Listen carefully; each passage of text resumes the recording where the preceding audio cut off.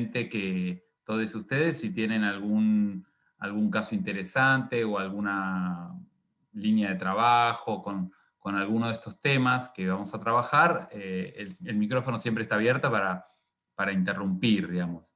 Nuestra idea no es agotar los contenidos de los textos, porque ustedes son todos abogados que tienen mayor o menor experiencia, pero tienen una práctica hoy interesante y bueno, pueden trabajar bien los textos, pero bueno, por ahí enfocarnos en algunos temas como más generales y profundizar en la medida que haya experiencias concretas entre todos nosotros. Bueno, entonces yo voy a compartir ahí una pantalla, a ver si podemos empezar. Ahí está. A ver si se ve bien. Ah, no me deja. Sí me deja. Perdón, mientras hago un pequeño aviso, que es que ya compartí el PowerPoint de la clase pasada con Paola, así que ya lo va a subir a la plataforma para que esté accesible. Bueno, voy a hacer esta pequeña introducción por ahí, que la pregunta sería cómo los derechos, la cuestión social, cómo la cuestión social pasó a ser una cuestión, yo diría, primero del Estado, o de la teoría política, luego del Estado, un tema del derecho constitucional, y un tema, yo diría, del Poder Judicial, de los conflictos que llegan a los tribunales. Uno normalmente con los otros derechos civiles y políticos, por ejemplo, no se le ocurre hacer esa historia conceptual, que es lo que yo trato de hacer, porque en realidad los derechos civiles y políticos siempre hubo instituciones, por lo menos desde la Revolución Francesa en adelante, mecanismos y formas de poder ejercerlos, instituciones, y en cambio la cuestión social nace más bien negada por el Estado. Digamos, si ustedes ven digamos, siempre obviamente en la historia de la humanidad hubo luchas por las hambrunas, por las pestes, por distintos problemas, los que regresaban de la guerra.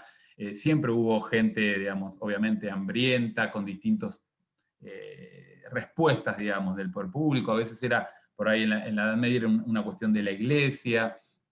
Hubo momentos de la modernidad del Estado que empezaron a encerrarlos a todos los que eran vagos, no tenían trabajo y mezclando todo, ¿no? Locos, vagos, pordioseros, a encerrarlos en instituciones. Luego vienen, digamos, la diferenciación. Pero lo cierto es que a partir de la revolución industrial aparece una nueva cuestión social que se agrava mucho más porque digamos, si uno en una vida rural, la estrategia para proveerse lo necesario para garantizar sus condiciones de vida estaban muy atadas a la cuestión de la tierra, por más que hubiera explotación, porque digamos, los siervos de la gleba, los campesinos que vivían en el espacio rural, por ahí de lo que producían tenían que entregar el 90% para el señor feudal y se podían reservar el 10% para sí mismos. Lo cierto es que al estar en el ámbito rural tenían una serie de estrategias, digamos, de sobrevivencia en una sociedad donde cada uno se proveía, ¿no? Se cosían se confeccionaban su propia ropa, obtenían la energía de los bosques, de la madera que en todo espacio territorial había, accedían al agua porque estaban asentados cerca de alguna fuente de agua, producían alimentos con lo que les dejaba el señor de la tierra, por ahí su vaca, su cabra, ¿no? Y a veces, por ahí sí, obviamente estaban en situación de pobreza, pero inclusive, no sé, en la Edad Media había algunos inclusive derechos como el espigueo y el pastoreo, derechos que uno inclusive tenía respecto de predios ajenos. Lo cierto es que la revolución industrial genera no solo un impacto en lo que se estudia, que es un cambio tecnológico, un salto cuantitativo en el sistema de producción, sino que sobre todo hay algo muy importante, que es que genera también la revolución urbana. ¿Y qué significa la revolución urbana? Que a partir de, digamos, si uno diría, no sé, inclusive en Argentina, hace 150 años, la mayoría de la población vivía en el espacio rural, en Europa mucho más, y en el mundo. En el mundo, ¿saben hasta cuándo la población rural fue más importante que la población urbana? ¿Cuándo la población urbana le ganó? Le superó el 50%, o sea que le empezó a ganar en porcentaje a la población rural del mundo. ¿Tienen una idea más o menos cuándo pasó eso?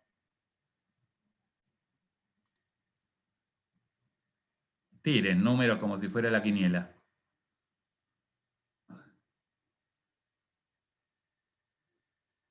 ¿Quién se anima?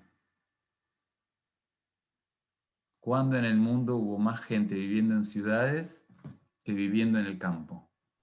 Después de 1800. Sí, pero yo te diría tibio, casi frío. O sea, precisamente con la revolución industrial, donde hubo un paso de lo rural a lo urbano. Sí, pero lo cierto es que primero que eso ocurrió en Inglaterra, después en Alemania, Bélgica, Francia. El proceso de industrialización en la Argentina, aunque empezó lo más antiguo, en 1860, 70, 80, digamos, realmente después de la década de 1930, realmente hay un desarrollo industrial. Y ni les quiero hablar a otros lugares del mundo. Entonces, ¿cuándo el mundo pasó a ser más urbano que rural?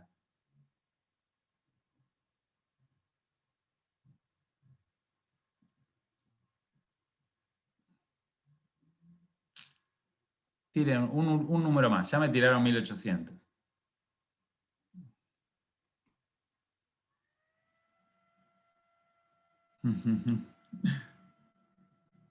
Bueno, están tímidos, así que yo les voy a decir. En el año 2008, hace 13 años nomás. Es decir, que el mundo, nosotros tenemos una noción muy distorsionada acerca de cómo es el mundo. Digamos, primero, el mundo, ¿saben dónde vive? No vive acá. El mundo vive en Asia, donde vive el 70% de la humanidad, ¿no? Y después estamos, hay 350.000 europeos, no sé cuántos latinoamericanos, 200 y pico mil o 300 millones en Estados Unidos. Es decir que solo China y la India tienen casi la mitad de la población del mundo. El mundo y África es un continente todavía que la mayoría de la población sigue siendo rural. Es decir que la India también sigue siendo mayoría rural. China, aunque sea la potencia tecnológica, hizo ciudades y crean ciudades en un año si quieren, megápolis más modernas que todo el mundo, pero aún así sigue siendo un país de mayoría de la población rural. Inclusive que tiene un estatuto diferente el ciudadano chino que vive en el campo que el que vive en ciudad y en determinadas ciudades, ¿no? Lo cierto entonces que es interesante porque uno empieza a dimensionar gran parte, digamos, qué es lo que ocurre por ahí más conceptualmente, más allá del momento histórico. La vida urbana implica fundamentalmente que para proveerse de medios de vida, el recurso fundamental ya no va a ser la tierra en sí. Aunque no podemos prescindir de la tierra y lo vamos a ver por qué, digamos. Pero fundamentalmente, si uno dijera en el año 1600, ¿no? Y se cruza con el rey y le dice, ay, pobre hombre, ¿qué necesita? Y ¿qué le diría? Bueno, necesito una porción de tierra para producir mis alimentos, para consumir la energía, para producir mi vestimenta, para garantizar mis condiciones mínimas de subsistencia, necesito un pedazo de tierra. Tierra fértil, tierra, ¿no? Ahora, si pasamos al esquema de sociedad urbana industrial y le preguntan a cualquiera de nosotros, ¿qué es lo que usted necesita? Y el rey y el presidente le dice, bueno, te doy una porción de tierra, lo más probable que la mayoría de nosotros, por ahí alguno que hizo un taller de huertas comunitarias y no sé qué, tiene alguna experiencia, pero lo más probable es que no pidamos un pedazo de tierra porque sencillamente no tenemos ni idea cómo sobrevivir, cómo producir bien. Lo máximo que hemos hecho es plantar una plantita de albahaca que se nos murió a los 2 meses, no sé. Entonces, realmente lo que nosotros necesitamos es un ingreso, ni siquiera un trabajo, ¿no? Porque hay gente que dice, bueno, un trabajo para que me dé un ingreso. Otro dice, no, mira, yo lo que tengo es que heredé 4 o 5 inmuebles de mi familia, mi abuelo italiano que trabajó mucho, no sé qué, y entonces, bueno, tengo unos alquileres. Pero la cuestión que lo que uno necesita hoy en una sociedad industrial es dinero, es recursos económicos, ¿no? ¿Para qué? Porque la vivienda, la alimentación, la salud, el agua, la vestimenta, en una sociedad capitalista, la voy a tener que adquirir en el mercado de compraventa de bienes. Entonces, este es un paso fundamental porque la cuestión del ingreso se transforma en un eje central de la sociedad moderna industrial, digamos, urbana industrial, y ese modo de vida también coloniza el mundo, tal es así que hoy alguien que vive en el campo también necesita un ingreso. ¿Mm? A pesar de que hasta hace muy pocos años no existía, digamos, porque recién en el gobierno de Perón, en la revolución previa al gobierno de Perón, se estableció el estatuto del peón y se le empezó a garantizar un sueldo, porque antes trabajaban por el techo y la comida, digamos, ¿no? Y hoy sí hay un ingreso mínimo, ¿no? Lo mismo las trabajadoras de casas particulares, ¿no? Que tienen un estatuto, bueno, que inclusive hasta hace muy pocos, hace 10 años, inclusive ni siquiera tenían ese derecho, sino que tenían, por ejemplo, podían cobrar la mitad del salario mínimo, ¿no? Y había un montón de situaciones, y sigue habiendo, de semiesclavitud, que están ocultas ahí, ¿no? Pero lo cierto es que el eje del salario pasa a ser un eje muy importante. Ahora, ¿qué es lo que pasa en esta vida urbana a partir de la revolución industrial? Bueno, lo vemos en la literatura inglesa, sobre todo, ¿no? ¿Qué pasaba con estas fábricas textiles de Inglaterra? ¿Qué pasaba, yo diría, adentro y afuera de la fábrica? ¿Qué es lo que sucedía? Y había mucho hacinamiento de las familias, había mucho trabajo, no era esclavo, pero casi que sí. Tenían sueldos muy por debajo de la línea de pobreza, hacían trabajar a las mujeres, hacían trabajar a los niños y a las niñas también.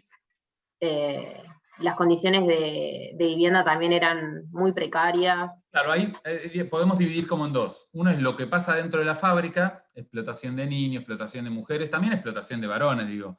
Pero obviamente que, por ejemplo, las mujeres cobraban el 50% del ingreso de los varones y los niños cobraban el 10% del ingreso de un varón, de un varón adulto. Por lo tanto, en algún momento a las fábricas les convenía contratar mujeres y niños más que varones, que encima protestaban, se organizaban, les hacían frente. Pero además, digamos, dentro de la fábrica, obviamente, podía haber accidentes de trabajo, pero accidentes de trabajo no existían, digamos, leyes que repararan esa situación. En general, cada vez que había un accidente de trabajo, lo que hacía la gente era protestar.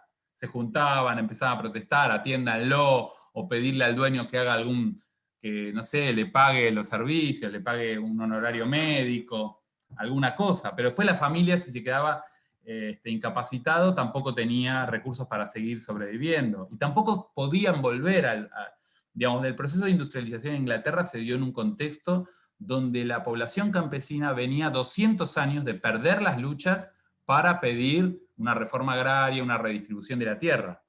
Entonces, en un contexto donde en el siglo XVII, XVIII, ellos perdieron la posibilidad de acceder a la tierra que producían, aparece la revolución industrial con una oferta concreta. Digo, mire, usted no consiguió la tierra, pero se viene a la ciudad y va a tener un ingreso, va a tener un salario. Al principio las primeras fábricas te daban el hogar también, te daban habitaciones, tenían casas dentro de la fábrica, tenían había un comedor, por ahí te daban de comer, si le iba bien, por ahí le iba mal, y te despedían, o simplemente te disminuían el salario, porque tampoco había salario mínimo. No había ni ius variandi ni nada, o sea, uno podía hacer lo que quisiera. Pero bueno, todas esas situaciones dentro de la fábrica. Fuera de la fábrica, ¿qué pasaba? Y bueno, la gente con ese salario tenía que vivir en un lugar, tenía que alquilar una vivienda. Pero el alquiler, miren, la población europea, hoy más de la mitad de la población europea sigue viviendo en el alquiler, no es propietaria. Pero imagínense en esta época de la revolución industrial, mucho menos. La mayoría de la gente tenía que alquilar. Y alquilar, y bueno, si recibían poco, te pagaban viviendas de peor calidad. Y si perdían el salario, o tenían un accidente, o lo que sea, no podían pagar y los podían desalojar, o podían quedar afuera, en la calle. Lo mismo era con la alimentación, lo mismo con el acceso a la salud. Entonces habría como una serie de problemas urbanos y una serie de problemas dentro de la fábrica, que esa lista de problemas son la cuestión social. La cuestión social que explota y que no es contemplada como un tema del Estado. No es una preocupación del Estado. O empieza a ser una preocupación lo que es la protesta. Entonces es un tema policial. Los trabajadores de tal fábrica están protestando porque hay uno que se accidentó, lo que sea, o por el maltrato, o en general las muertes de niños generan mucha revuelta, ¿no? Bueno, entonces ahí la gente se organizaba y protestaba, y el Estado, ¿qué hacía? Bueno, le ponía a la policía, que en general era un hecho local, digamos, con la policía que dependía más bien de la autoridad municipal.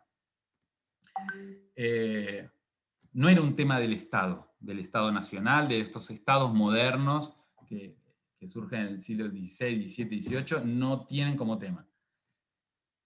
¿Cuál es la primera voz, digamos, en el Parlamento inglés? Hay un representante en la Cámara de Lores que presenta un informe en el año, creo que es 1801 o 1802, no recuerdo bien, sobre la situación de explotación infantil en las fábricas. Entonces, este informe es muy importante porque es la primera vez que un órgano público considera que la cuestión social es un tema del poder público. No del poder ejecutivo, pero sí por lo menos es un tema que el Parlamento debe conocer y que debe tratar como un asunto. Hay una preocupación social por el maltrato en las fábricas a los niños, y bueno, entonces un informe y tratar de pensar, de la política pública, pensar qué puede hacer frente a eso. Pero no mucho más. En Argentina, en Espejo, tenemos algo similar, pero 100 años después.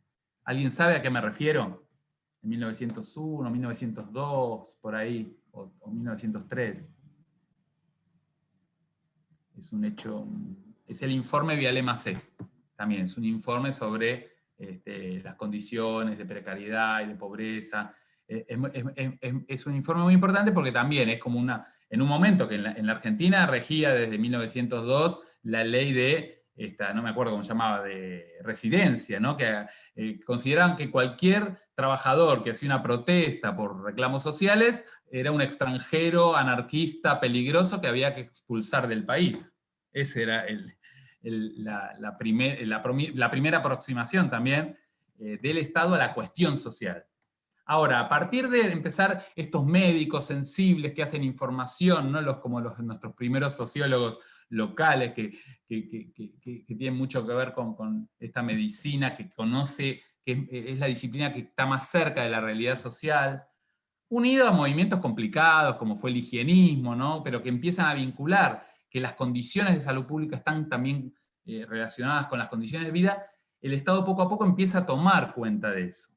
Pero también en el campo de las ideas se dan un montón de debates, obviamente aparecen, no sé, los socialistas utópicos en Europa, pensando en respuestas que van desde, no sé, Fourier, que decía que había que construir, que en la fábrica del padre proponía que los trabajadores participaran en el gobierno de las empresas, de las fábricas, que pudieran participar del directorio, tomar decisiones, sean consultados, y de esa manera, participando, iban a poder bueno, aprobar reglas de mejor distribución de la renta producida. Está todo el desarrollo de Marx, ¿no?, del socialismo científico, Marx y Engels, ¿no?, que piensan más bien en la cuestión del trabajo y de los trabajadores como productores de riqueza, pero que no se pueden apropiar de esa riqueza, sino que los dueños de los medios, los que tienen la propiedad de los medios de producción, se apropian de esa riqueza, y entonces pensar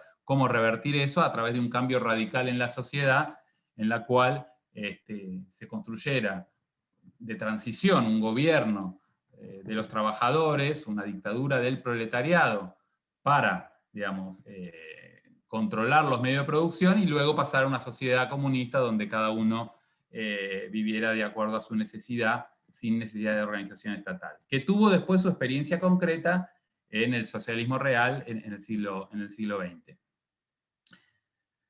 No solo en este ámbito, también la Iglesia Católica, por ejemplo, pero ya fin del siglo XIX, en 1891, dicta una encíclica el Papa que se llama la Rerum Novarum, donde trata sobre la nueva cuestión, ¿no? La nueva cuestión es la cuestión social, y fija una posición, digamos, que trata de diferenciarse, por un lado, de la propuesta del socialismo, digamos, científico, y por otro lado también de la sociedad liberal capitalista, tratando de plantar algunos principios, por ejemplo, el de la función social de la propiedad, la idea de la concertación entre capital y trabajo. Bueno, ideas que fueron también muy importantes después durante el siglo XX.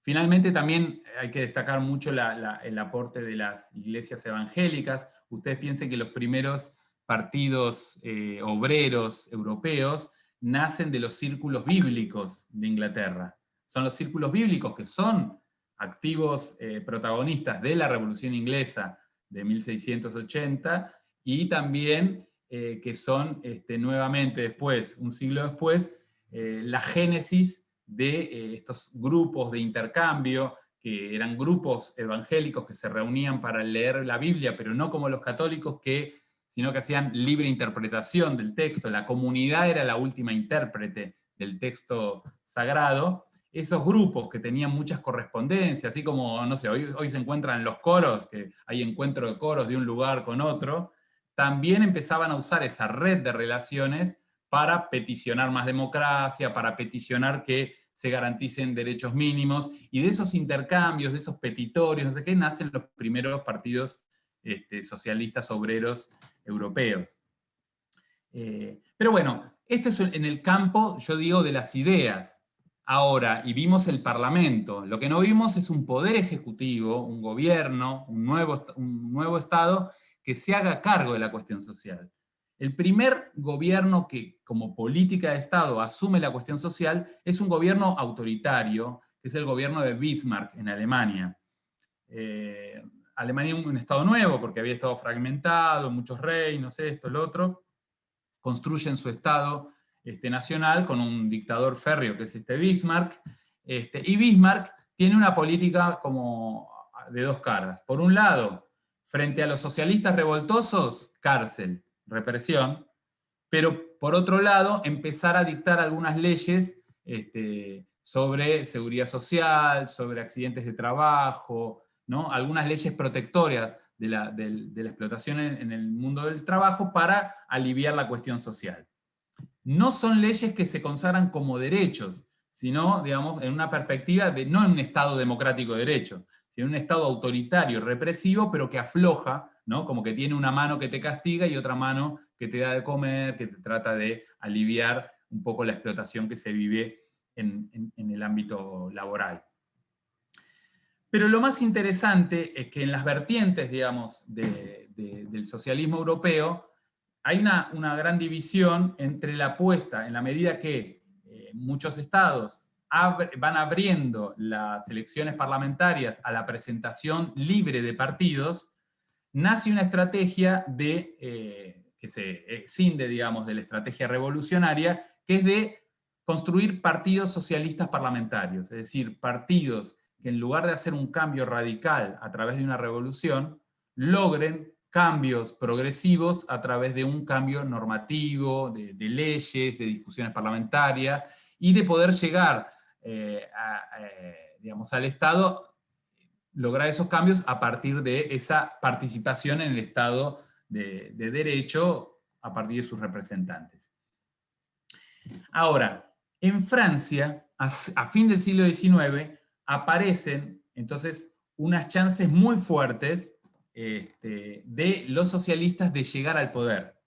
Existen chances reales y entonces se genera un gran movimiento, yo diría, en todo lo que son los abogados, ¿no? Los juristas. Dice, bueno, los juristas del Partido Socialista empiezan a pensar, bueno, y si llegamos al poder, ¿qué vamos a hacer?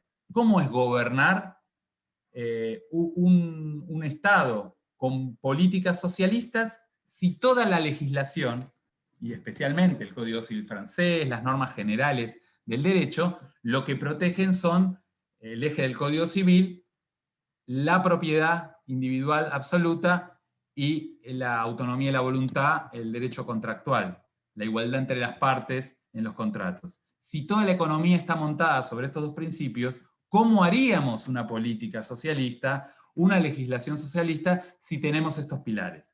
Entonces ahí empieza un gran debate en el campo jurídico, con el jurista que tiene un montón de nombres, yo no me acuerdo. El único que me acuerdo el nombre es el que tiene nombre de calle en el barrio de Once, que es Jean Jaurès. Jean Jaurès es uno de estos polemistas que tenía mucha influencia también en la comunidad jurídica argentina, también otro, yo no me acuerdo ahora el nombre, pero el que trabajó todo el concepto de función social de la propiedad, es un profesor de Derecho Civil que vino acá a la Universidad de Buenos Aires en 1911, daba conferencias masivas. Acá la comunidad jurídica prestó mucha atención a toda esta discusión, y siempre porque también el derecho privado era muy afrancesado en Argentina, entonces no importaba que fueran socialistas, esto, el otro, venían de Francia, los iban a escuchar y les prestaban mucha atención. Mucha bola no les dieron, pero sí los escuchaban y los leían. Lo cierto es que en estos dilemas, digamos, que se planteaban en el campo de los juristas, empezó a haber como una división, dos tendencias, digamos, opuestas, a ver cómo resolver, cómo asumir desde el derecho la cuestión social. Entonces, hay unos que empezaron a decir, no, el derecho liberal que nosotros tenemos no nos sirve. Tenemos que construir un nuevo derecho, que es el que vamos a llamar derecho social. Un nuevo derecho que reemplace al derecho privado, al derecho civil. En una sociedad socialista necesitamos un derecho social.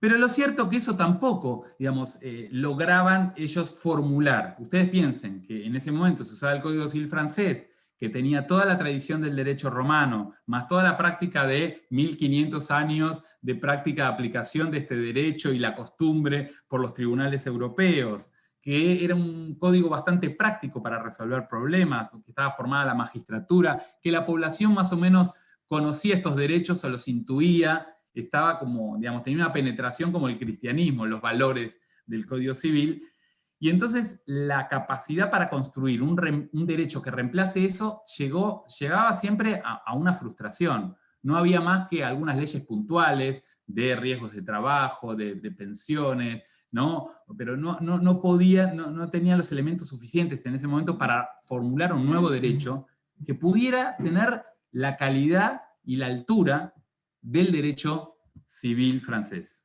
No la encontraban. Y bueno, se acercaban los tiempos. Entonces nació una segunda estrategia, que es la que prosperó, que es la idea de que para garantizar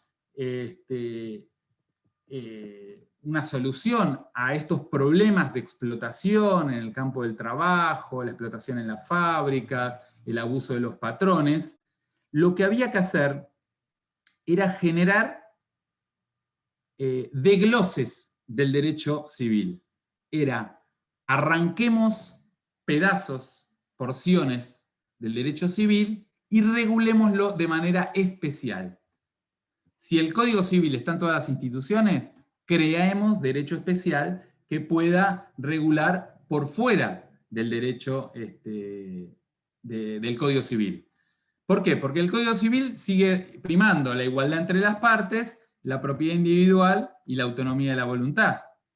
¿Y cómo hago para proteger una relación de empleo, de la explotación del patrón respecto al empleado? Bueno, entonces vamos a crear la ley de contrato de trabajo. Si antes se regía por el contrato de locación de obra del Código Civil, ahora la locación de obra en relaciones de empleo se va a regir por una ley laboral, donde no se van a aplicar los principios generales del Código Civil, sino se van a aplicar principios especiales, excepcionales, para ese tipo de relaciones. Mínimos, digamos, inderogables, todo el orden público laboral, viene de esa idea. Lo mismo pasa con la vivienda. Si un alquiler de vivienda se regía por la locación de cosas, el contrato de locación de cosas, no, había que crear una ley de alquileres que protegiera los alquileres para vivienda de los principios liberales del Código Civil, de locación de cosas. Lo mismo las aparcerías rurales. El Código Rural, por ejemplo, en Italia sigue vigente hoy, ¿no? Los contratos en el campo se rigen no por el Código Civil, sino por el Código Rural. Bueno, esta es la historia de lo que Renato Irti, gran jurista italiano, llamó la era de la decodificación. La era donde toda área que queríamos proteger del liberalismo salvaje se arrancaba del código y se legislaba por separado. Así nacieron también los contratos del consumidor, las leyes de consumidor, ¿no? Consumidores, temas agrarios, las leyes de reforma agraria. Ahí en América Latina tenemos 17 países que tienen leyes de reforma agraria. Entonces dice, no, para cuestiones agrarias rige esta ley agraria diferente del Código Civil, que permite, por ejemplo, una prescripción de 3 años. Y no solo por no uso, por falta de uso, sino, por ejemplo, por situaciones donde hay trabajo esclavo, se puede, digamos, las personas pueden perder la propiedad, ¿no? No solo por el abandono que estaba previsto en el Código Civil. Es decir, también leyes en esa línea. Lo cierto es que este paradigma, digamos, que se dio también, sobre todo en la Europa del bienestar, de glosa del Código Civil, hoy el paradigma, por lo menos en la Argentina, ha cambiado, ¿no? Y cuando se hizo el nuevo Código Civil, que entró en vigencia en el 1 de agosto de 2015, la idea fue, por lo menos la idea inicial de Lorenzetti, fue decir, no, este va a ser un código donde la vulnerabilidad entra en el código. Los derechos humanos entran en el código. No necesitamos más desglosar por fuera. Podemos meter en el código, podemos tener un código donde la vulnerabilidad también sea atendida. No es el código más de la propiedad individual y la autonomía de la voluntad, sino también donde los vulnerables tienen algún tipo de protección. Lo cierto es que, como dije en la otra clase, y no lo voy a desarrollar ahora nuevamente, a la hora concreta de proteger la vulnerabilidad, eso quedó un poco más claro en derecho de familia, un poco menos claro en derecho contractual, o más limitado, y bastante pobre, por decir casi nada, en los derechos reales. Pero sí muy fuerte y muy claro en los principios generales, en el artículo primero y segundo del Código Civil, que establece que todo el código se debe interpretar a la luz de los tratados de derechos humanos, etcétera, etcétera. Entonces, como la idea es que el paradigma no descodificar más y volver a rearmar al derecho civil, pero un derecho civil que responda mejor a algunas cuestiones sociales. Pero la verdad que ni el derecho de trabajo volvió, ni todo el derecho al consumidor volvió, bueno, alquileres sí, ahora la última reforma se hizo en el marco del Código Civil. Bueno, ahí fue mixta, digamos, esta retomada de hegemonía del Código Civil sobre estas relaciones entre particulares. Pero ese es el campo del derecho privado. Ahora, en el derecho público, ¿qué es lo que pasó? ¿Qué reflejo, dónde aparecen los primeros reflejos de la cuestión social tratada como derecho? Un derecho social que aparezca en el ámbito constitucional. ¿Cuál es la primera constitución que protege derechos sociales? La de 1949. En Argentina. ¿Y en el mundo? Weimar. En Europa. ¿Y en el mundo? México. México. ¡Que viva México! México. La Constitución de Querétaro de 1917 es la primera constitución social. Claro está que México, cuando es una nueva constitución producto de una revolución agraria, donde el eje central del gobierno es la reforma agraria, es el reparto de tierras de un Estado mexicano que había acumulado 9 millones de hectáreas que se las había expropiado un gobernante liberal 40 años antes, 30 años antes, a la Iglesia Católica Mexicana. Tenían un stock de tierras, pero esas tierras de stock que tenía el Estado se lo estaba repartiendo entre la oligarquía. Por eso fue la Revolución Mexicana. Dice, no, repártanla para los campesinos. No la repartieron mucho, pero algo la repartieron, por lo menos. Lo cierto es que la Constitución mexicana es la primera constitución social, pero su artículo fundamental va a ser el artículo 27, que es el que protege, establece la función social de la propiedad y el sistema de reparto agrario. Ese es el artículo central.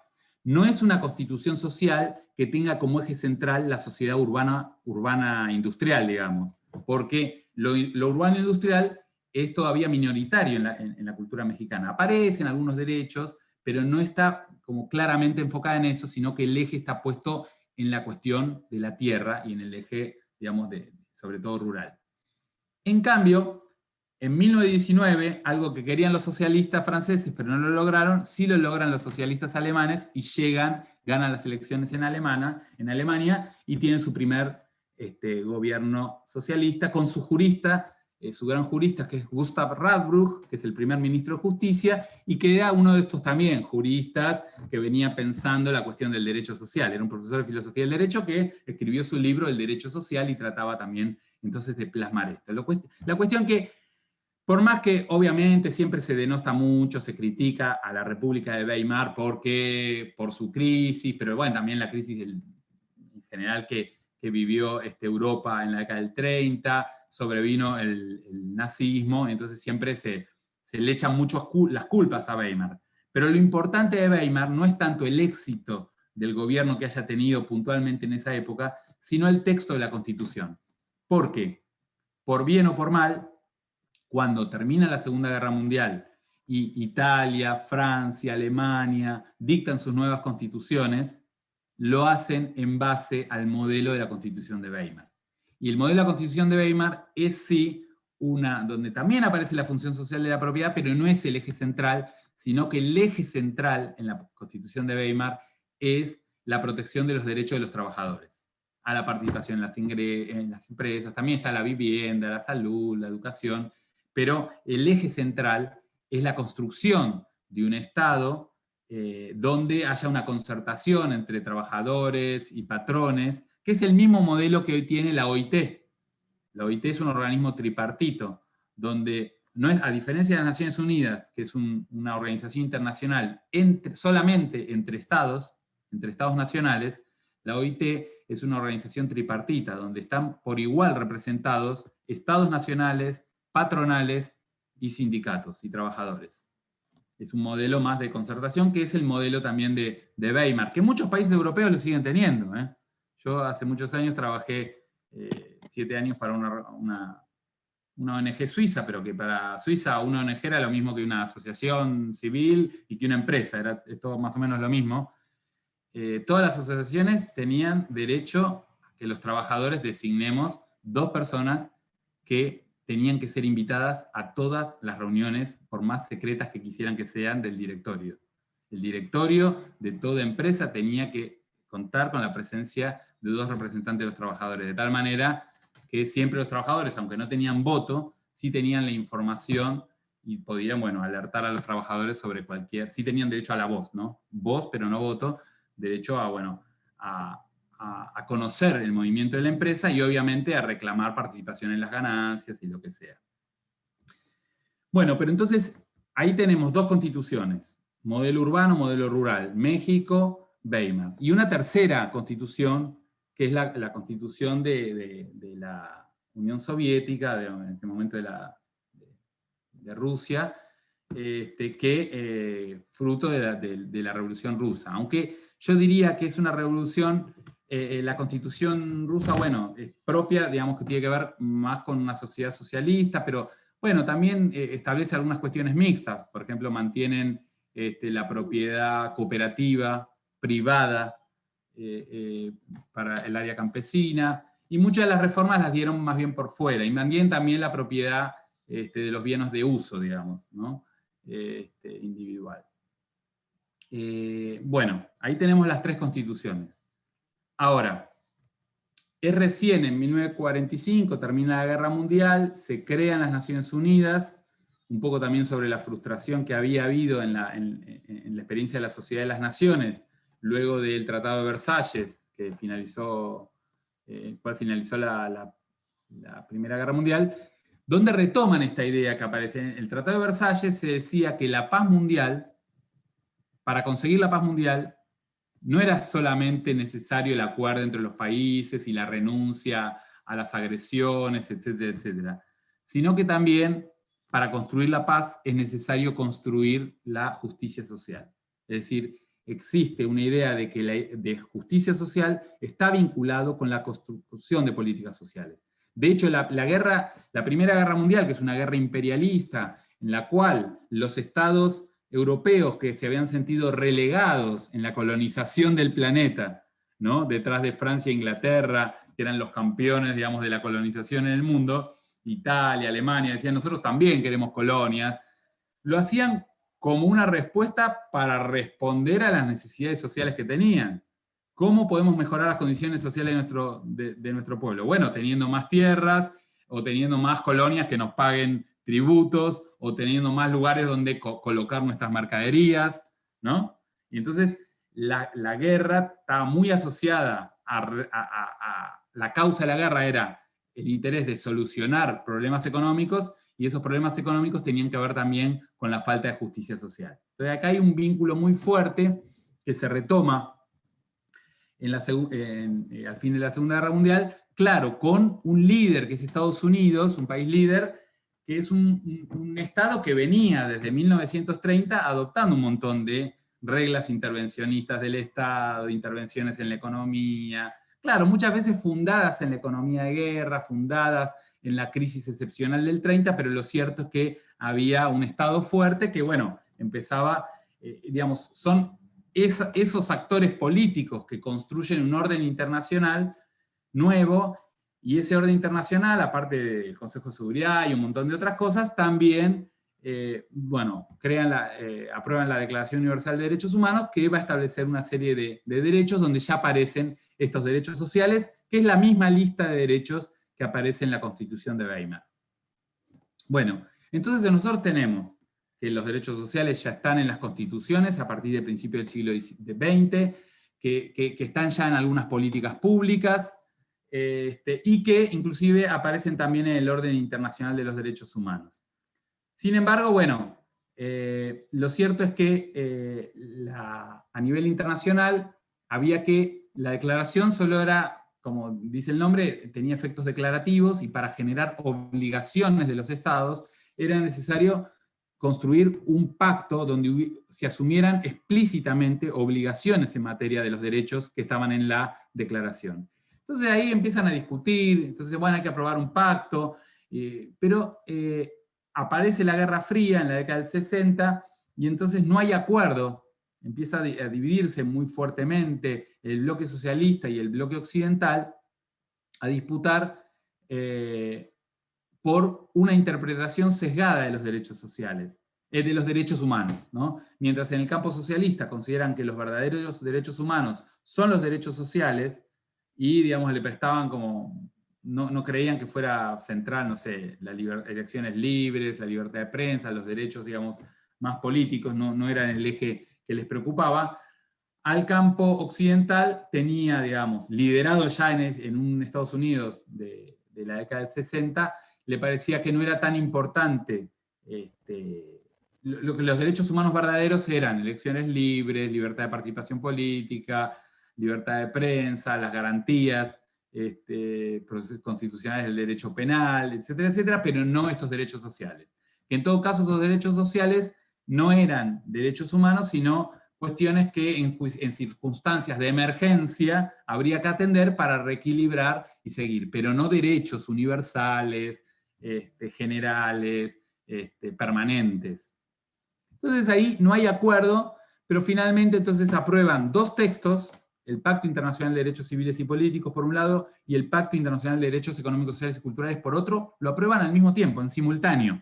Solo que no todos los países que ratificaron uno, ratificaron el otro. casi todos firmaron todo, pero no todos ratificaron. Por ejemplo, Estados Unidos nunca ratificó el PIDES, nunca ratificó el Pacto de Derechos Sociales. Lo dejó fuera, ¿no? Y esta génesis por separado también tuvo un impacto, porque estos pactos internacionales, en la medida, como nosotros, el ABC del derecho es que una norma es obligatoria, no porque una norma dice hay que hacer esto, sino en la medida que haya una sanción frente al incumplimiento y también una institución que aplique la sanción. Si nosotros no tenemos sanciones y consecuencias del incumplimiento, instituciones encargadas de la aplicación de estas sanciones, es difícil, podemos hablar de verdadero derecho. Estamos hablando de obligaciones que son como más voluntarias, pareciera. En la práctica, ¿no? En la cuestión dogmática, ¿no? Entonces, lo que pasa es que el Pacto Internacional de Derechos Civiles y Políticos sí prevé un mecanismo, que es el Comité de Derechos Humanos, que va a ser el comité que va a recibir las denuncias, no solo los informes de los países, sino también denuncias individuales. En este país hay un preso político, en este país se está torturando, en este país no hay libertad de prensa. Casos individuales, y entonces podía ahí meterle la presión, mandar recomendaciones, informar. Claro, ustedes dirán, ¿para qué sirve toda esta porquería? Si es gente en las Naciones Unidas, en Ginebra, en Nueva York, que va a decir estas cosas. Pero bueno, hay algunos ejemplos que han sido valiosos. Por ejemplo, todo el apartheid africano fue la caída del régimen de apartheid es fruto también de todas esas condenas internacionales que venían del Comité de Derechos Humanos, los informes contra, que después se llegó a un paso superior que eran las sanciones económicas, y bueno, en un momento el Estado sudafricano no dio más y tuvo que bajar la guardia y abrir elecciones libres, liberar a Mandela, que estuvo más de 30 años preso. Bueno, si bien, digamos, la situación de pobreza sigue en Sudáfrica, bueno, por lo menos se salió de la situación de extrema explotación y racismo, con lo cual, que eran las formas de organización de ese país hasta la década del 90. Pero lo cierto que este mecanismo que existió para el Pacto Internacional de Derechos Civiles y Políticos no se hizo en simultáneo para los derechos sociales. Los derechos sociales recién construyeron su Comité de Derechos Sociales en el año 1985.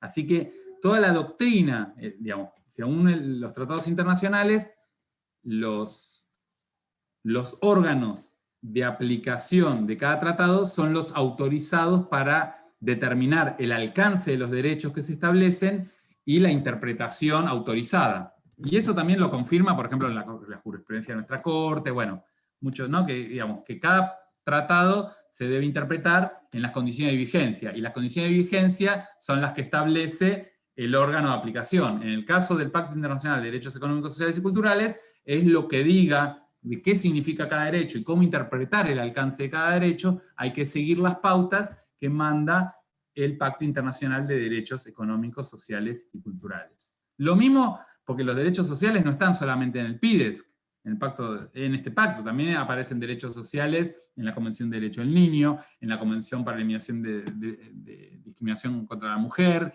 en el Convenio 169 de OIT sobre pueblos indígenas, en la Convención de Derechos de las Personas con Discapacidad, de los Derechos del Niño, no sé si ya lo dije, bueno, de la Convención para la Protección de los Trabajadores Migrantes, es decir, aparecen en un montón de tratados internacionales, y cada uno de estos tratados tiene su comité, y cada uno de estos comités fija estándares, dicta a través de lo que ellos llaman observaciones generales, explican cuál es el alcance y el contenido de las obligaciones jurídicas que aparecen en cada uno de estos tratados.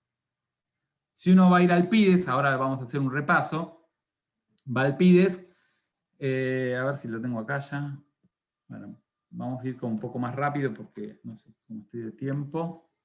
Sí, mucho más rápido voy a ir. Si ve el PIDES, obviamente aparecen los derechos, están explicados de una forma muy genérica, muy general, no especifica. ¿Qué significa, no sé, derecho a la vivienda? El artículo 11 dice, toda persona tiene derecho a la vivienda adecuada. ¿Y qué significa vivienda adecuada? Entonces, para saber lo que significa la vivienda adecuada, nosotros vamos a tener que ir a las fuentes, que es las observaciones generales, y vamos a tener por lo menos 3 observaciones generales, pero hay más, pero hay 3 observaciones generales específicas que definen contenidos del derecho a la vivienda. Por ejemplo, la observación general número 4, que dice qué significa vivienda adecuada, y que señala 8 elementos que después se los voy a contar, y aparte la prohibición de los desalojos forzados. O está la observación, esto está en la observación general número 7, o el derecho al agua, que aparece en la observación general número 15, ¿no? Ahí creo que tenía por ahí una lista de observaciones, ¿no? No sé, uno quiere, sobre las personas con discapacidad, esto en un momento que todavía no existía la convención, ni el Comité de Derechos de Personas con Discapacidad, bueno, estaba la observación general número 5, está por ejemplo la observación número 12 que habla sobre el derecho, los contenidos del derecho a la alimentación adecuada, o la observación 19 que establece estándares de seguridad social. Muchos litigios que nosotros hacemos en la Defensoría General de la Nación tienen que ver con eso, con, por ejemplo, verificar. Y acá está el sistema de fuentes que la Corte Suprema lo viene diciendo, por lo menos en el fallo Kisber-Castro de 2012, dijo cómo es el sistema de fuentes para que la Corte interprete el alcance de los derechos. Bueno, ustedes tienen los tratados internacionales de derechos humanos, ¿right? El PIDES dice, bueno, estamos en el campo, no sé, de la educación. Tenemos entonces a ver dónde está acá, el artículo 13 y 14 del pacto, que establece el derecho a la educación primaria, básica, la no discriminación, etcétera, etcétera. Pero después, obviamente, vamos a tener seguramente algunos artículos en la Convención de Derecho del Niño, vamos a tener, no sé, por ejemplo, en los convenios de la OIT sobre indígenas, vamos a tener algunas cuestiones sobre educación intercultural, pero bueno, tenemos estándares internacionales, Tratado de Derechos Humanos, observaciones generales de los comités. Pero también tenemos en la órbita nacional, en la jerarquía legal, también tenemos leyes nacionales. Ya que hablé de educación, bueno, tenemos la Ley de Educación Superior, la Ley Nacional de Educación, ¿no? Y después por ahí tenemos políticas específicas, o hay convenios, o hay decretos que establecen, no sé, la movilidad del salario de los docentes, o que establecen un programa específico, por ejemplo, el programa de educación intercultural bilingüe, que dice que en las zonas del país donde hay pueblos indígenas tiene que ofrecerse una educación intercultural bilingüe. Y que entonces, bueno, eso implica también la contratación de intérpretes, de maestros bilingües, de material pedagógico. Y hay también si vamos a salud, lo mismo. Tenés la ley del Sistema Nacional de Salud, las leyes, digamos, prestacionales que organizan el PMO, el programa médico el programa médico obligatorio, el programa médico obligatorio de emergencia, tenés la Ley de Protección Integral de las Personas con Discapacidad, la 24901, tenés leyes específicas por muchas de las enfermedades, tenés la Ley de Derecho de los Pacientes, tenés la Ley de Salud Sexual y Reproductiva, es decir, cuando decís tenés un tema, vos vas a tener que ir a buscar el sistema de fuentes, y ese sistema de fuentes vas a tener que integrarlo con los tratados internacionales, con las observaciones de los comités, con las leyes nacionales. A veces estás trabajando en un territorio,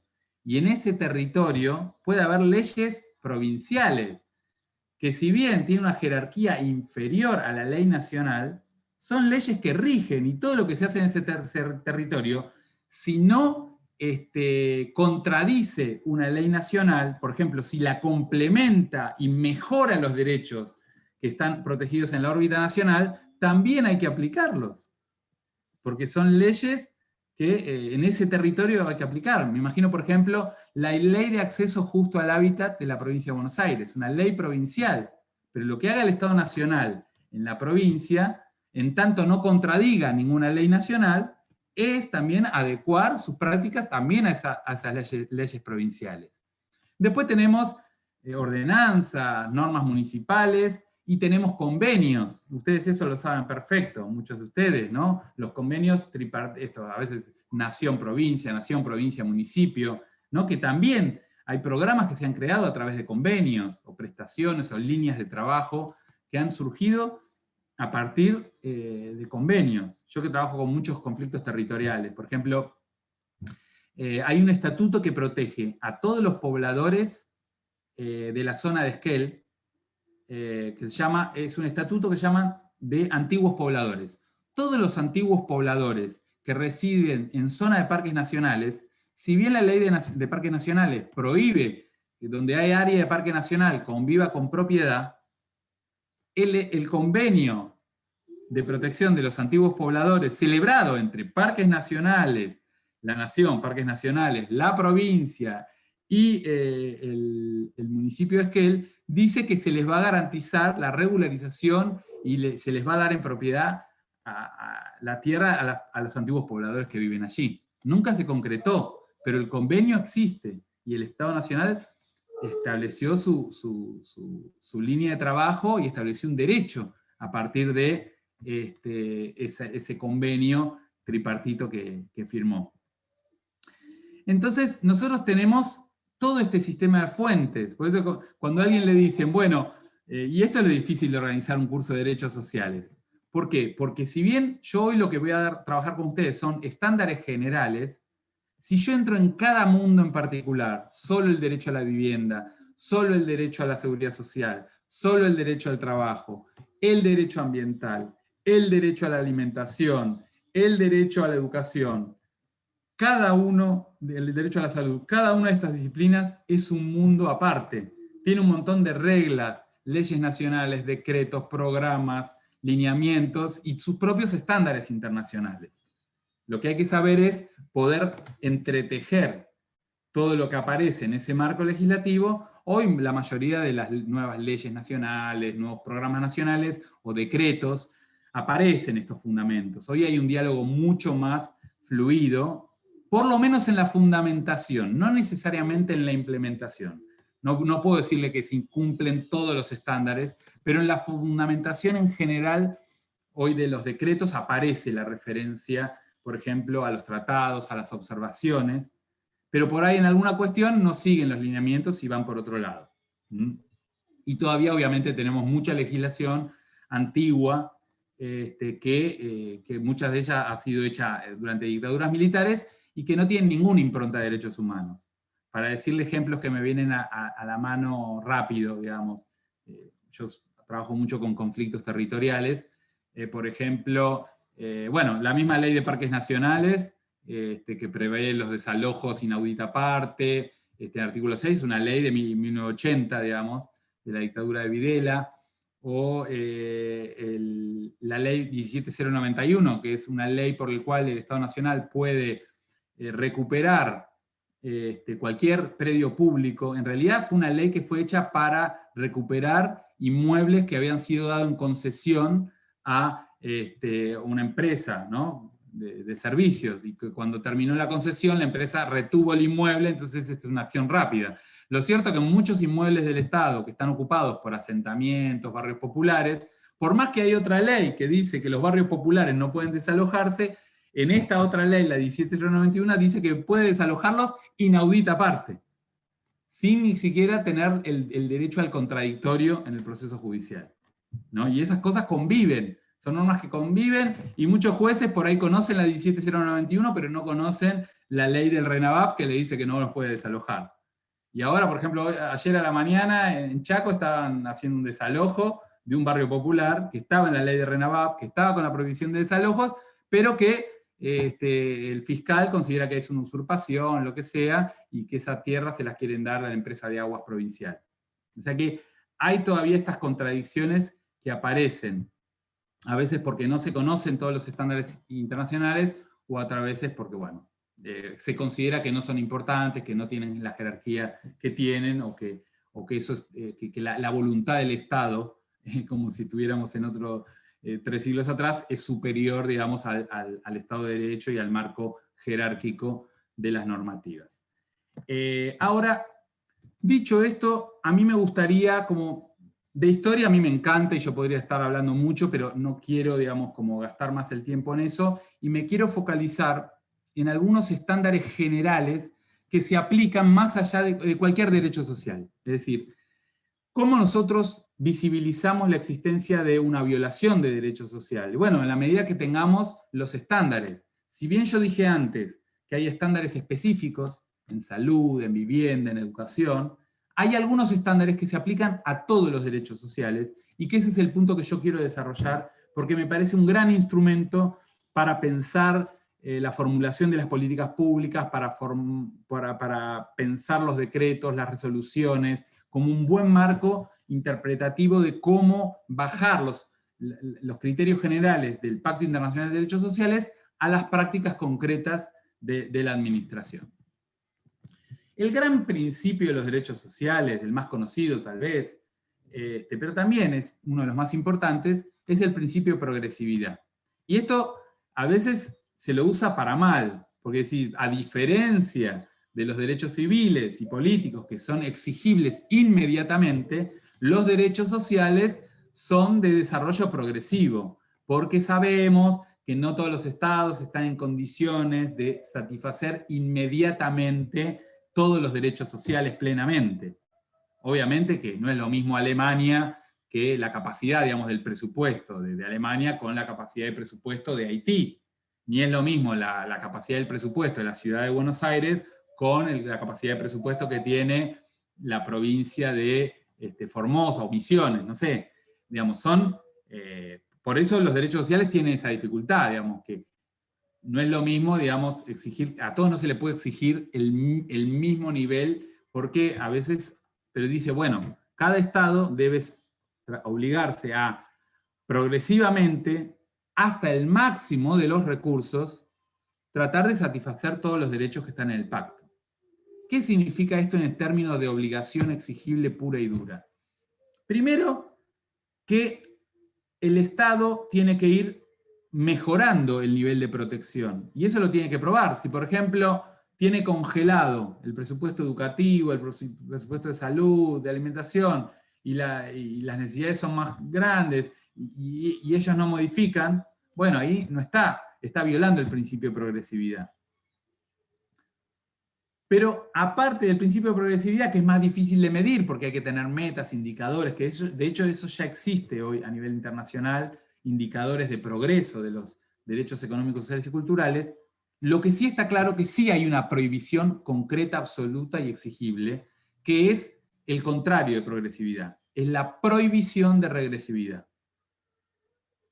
Es más discutible si un Estado está avanzando o no, no sé, por ahí congeló un programa, pero lanza otro programa que va a complementar o va a reformular la atención a un grupo determinado. Eso como que entraría en un campo de una discusión más compleja. Pero lo que sí está claro, que ir marcha atrás, es decir, por ejemplo, modificar la ley laboral para empeorar las condiciones de empleo, eliminar un programa de salud o de alimentación y no poner nada en reemplazo, en tanto subsiste el mismo nivel o mayor demanda, es una política regresiva, es decir, se viola el principio de progresividad. Este es como el primer principio fundamental. A veces hay normas regresivas, cuando hay reformas legales, de seguridad social, del trabajo, otras veces prácticas regresivas. Cuando se quita una prestación, se da marcha atrás, se elimina un subsidio que, bueno, atendía a una población vulnerable que era titular de un derecho de especial protección, etcétera, etcétera. El segundo gran principio es, que yo ya lo mencioné al pasar, es que el Estado debe hacer el esfuerzo hasta el máximo de los recursos. Y ahí viene la gran pregunta que a mí también me gusta entretener un poco a los alumnos, a los estudiantes con este tema. ¿Qué es hacer el máximo esfuerzo, utilizar el máximo de los recursos del Estado? ¿Cuáles son los recursos del Estado?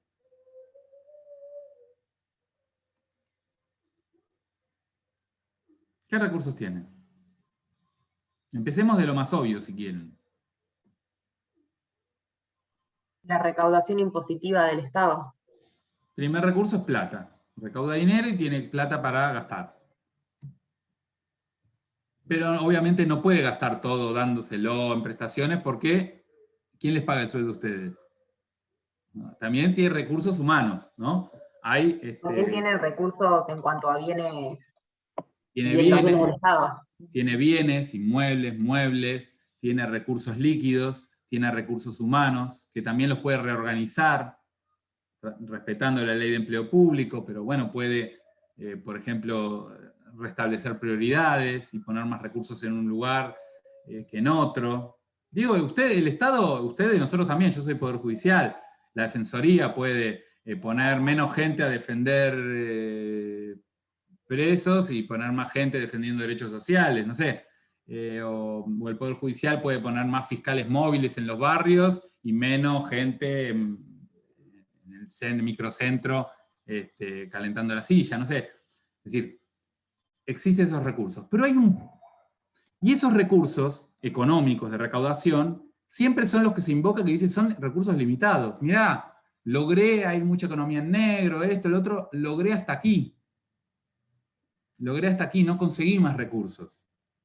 Porque la gente no da más, o porque hay mucha evasión, o por distintos motivos, o porque estamos en una crisis económica, o porque me comprometí con el Fondo Monetario Internacional que le pagaba no sé cuánto, o porque apareció una pandemia. Es decir, que siempre los recursos son escasos y hay múltiples razones por las cuales son más escasos de lo que se preveía de los casos que fueran, ¿no? Pero los únicos recursos que tiene el Estado terminan siendo el problema de la recaudación, que es cuánto tiene para gastar, tanto sea en recursos humanos como en bienes inmuebles e inmuebles o en prestaciones directas. Hay otro recurso que tiene el Estado, que es mucho más poderoso. ¿Cuál es ese recurso? No es ilimitado, pero muy superior a la recaudación. Tiene que ver con nuestra profesión.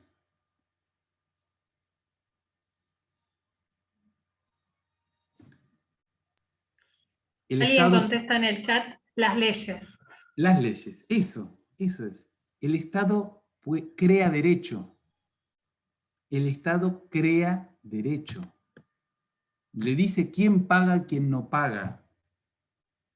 Establece beneficios, facilidades, estímulos.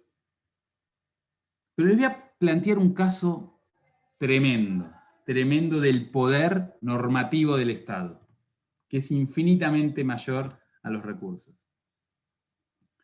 Hay un estudio que hizo la Universidad General Sarmiento sobre el periurbano del Gran Buenos Aires, segundo cordón, estudiando el paso de áreas de zona rural a zona urbana, cambios en la normativa de zonificación que establecen, se votan en los consejos deliberantes de los municipios.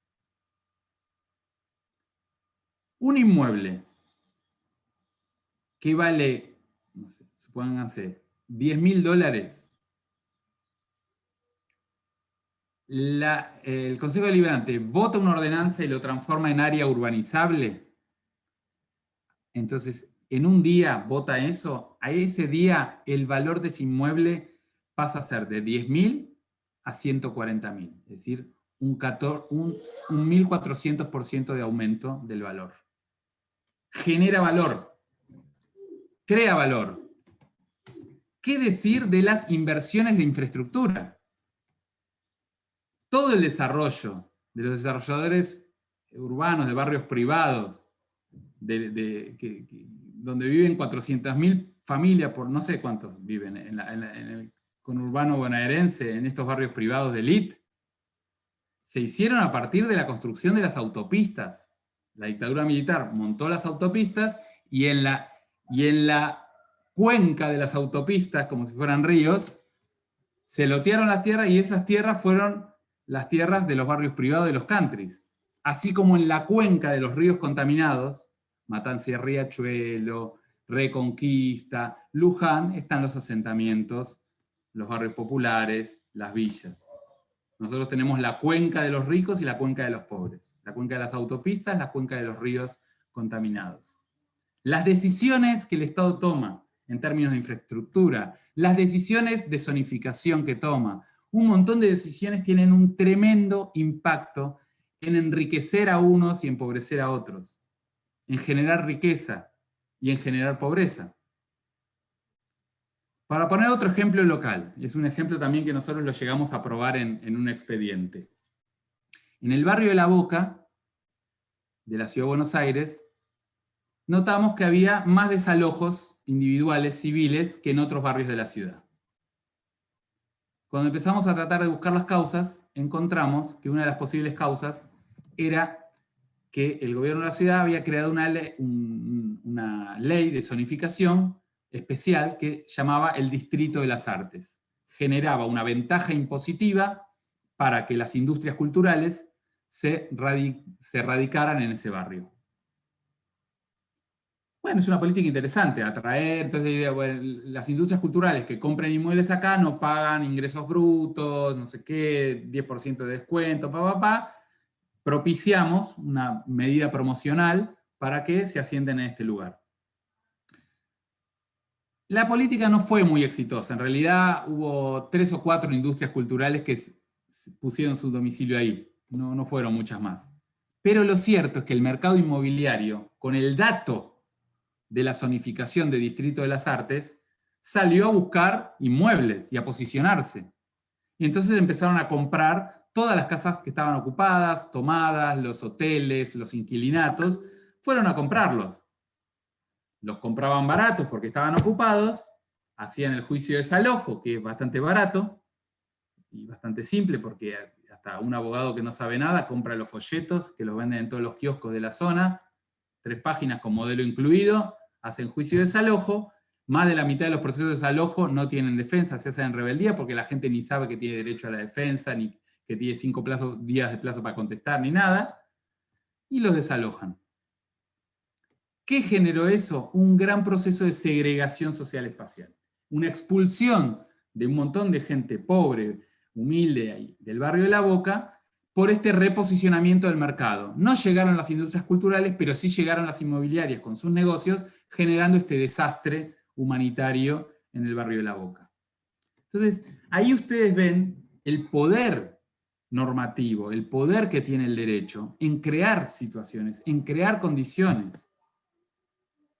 A veces, y sobre todo, en estados donde siempre nos estamos quejando de la limitación de los recursos, que no alcanza el presupuesto, que la sábana corta, que todas esas discusiones, digamos, que se dan en términos fiscales, bueno, hay otros recursos que tienen que ver también con crear condiciones, crear situaciones, crear valor, que pueden producir enormes transformaciones de enriquecimiento y de empobrecimiento por decisiones normativas.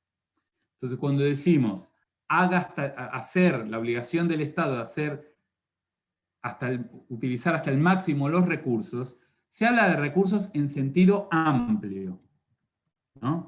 En sentido de todos estos recursos que mencionamos. Perdón. Bueno. La contracara, porque acá aún así uno podría decir, pero si es hasta el máximo de los recursos, bueno, yo hice todo lo que tenía en el presupuesto, y dicté todas las normas que podía, bueno, reorganicé mis recursos humanos hasta el máximo, pero sin embargo, no llego a cubrir todo. El Comité de Derechos Sociales dice que hay un límite al máximo de los recursos, que es algo que toma también de la doctrina constitucional alemana. Los alemanes han desarrollado una idea de lo que es el contenido mínimo esencial de los derechos humanos. Hay un contenido, digamos, si bien uno puede no satisfacer plenamente todos los derechos sociales, hay un contenido mínimo que tiene que ver con la dignidad humana, y ese contenido hay que garantizarlo, y no es válida como excusa la insuficiencia de recursos respecto de no toda la plenitud de estos derechos, pero sí el contenido mínimo de esos derechos. Y esos contenidos mínimos están fijados, por ejemplo, en la observación general número 3 del Comité de Derechos Sociales, pero también hay otras, las específicas de los derechos, a veces establecen cuál es el contenido mínimo. De hecho, el gran leading case de vivienda de la Corte Suprema, que es Quispe Castro de 2012, la gran discusión jurídica fue acerca de qué significaba contenido mínimo del derecho a la vivienda. El Superior Tribunal de Justicia había utilizado la observación general número 3, la versión en inglés, no sé por qué, porque la traducción oficial en castellano de Naciones Unidas estaba disponible, o sea que no es que hay que traducir los documentos del inglés, sino que hay versión oficial en castellano, pero bueno, son muy finos y el Superior Tribunal citó en inglés la observación general y la tradujo así, no la traducción oficial, sino como les daba la gana